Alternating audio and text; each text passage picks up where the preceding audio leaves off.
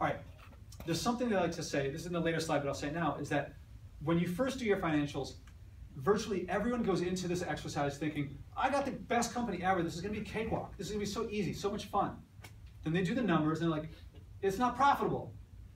So you gotta figure out, generally you gotta raise the revenues, and you gotta lower the costs, some combination of those. And so a lot of people, you go through this iterative process of changing your model and changing your finances.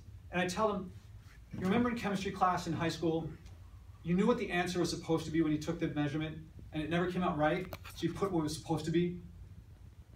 Yeah, y'all acting like you ain't doing it.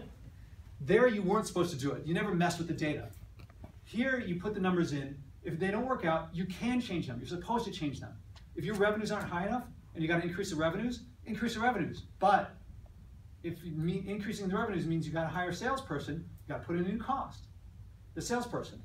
And if you think, oh, I'm paying myself too much, I can cut myself a little bit more. You better make sure, even if it doesn't show up in the numbers, are you going to be able to pay your rent?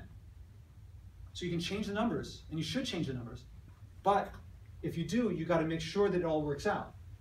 So what happens in the course of doing this exercise is it gets real.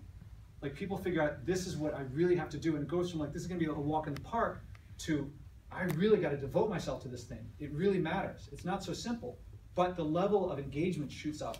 So the outcome is really, you know your business, you know where the assumptions are, you know the details, and your level of engagement goes up.